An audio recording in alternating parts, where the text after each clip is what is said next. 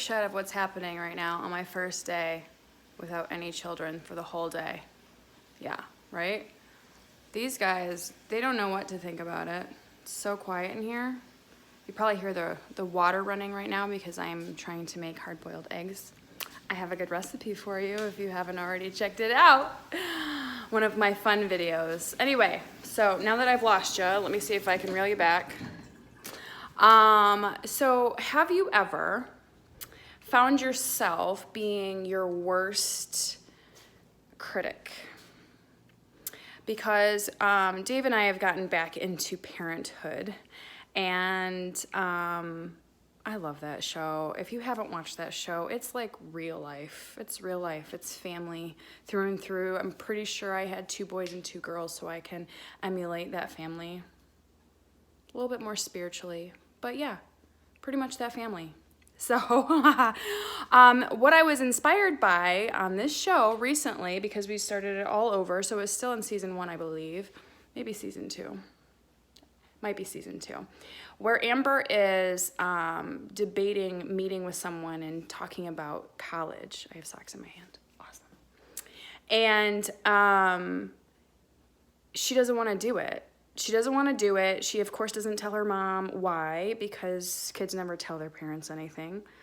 And so it's only until she talks to her Uncle Adam, her mom's brother, when she realizes that, you know, she opens up a little bit more and she realizes she just doesn't want to screw something up, okay? She got an awesome SAT score, and every time something big happens in her life, she finds a way to mess it up.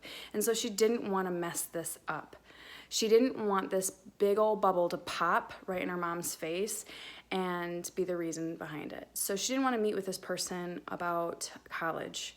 And her Uncle Adam said something like this: life knocks you down enough times. Don't knock yourself down. So isn't that wisdom? Isn't that wisdom? Something we should all put in our shirt pocket. Keep it close to our hearts, because it's true, right? Like, life is hard enough. Why do we have to be our own worst critic? Why do we have to knock ourselves down when other people are doing it already, or circumstances are doing it already, and there's no reason for us to keep doing what they're doing, right?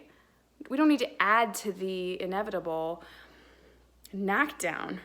So I think I loved what he said, and he has a lot. There's like Adamisms. There's a lot of them in the whole thing. I mean, there's Zeke-isms, there are all kinds of isms happening up in there, but I just really liked what he said to Amber, and it inspired her enough to have an interview. And she realized that her one self, because there's just one Amber, and she was going to be Amber, she decided to just be authentic in the interview, and she actually did very well. The person thought she was great and actually opened up herself. She became more relatable when she realized, you know, maybe I should share how my first interview went. And so they really connected because she gave herself a chance.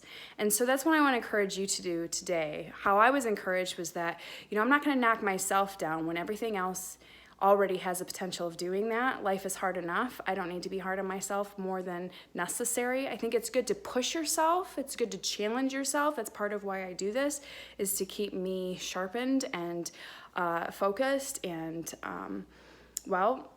accountable to you and to myself. And so I think that's good, but we don't need to be like competing and comparing, and it's just not healthy. So let's not count ourselves out, okay? Let's not knock ourselves down. Life does it enough, okay? So today, in order to be you,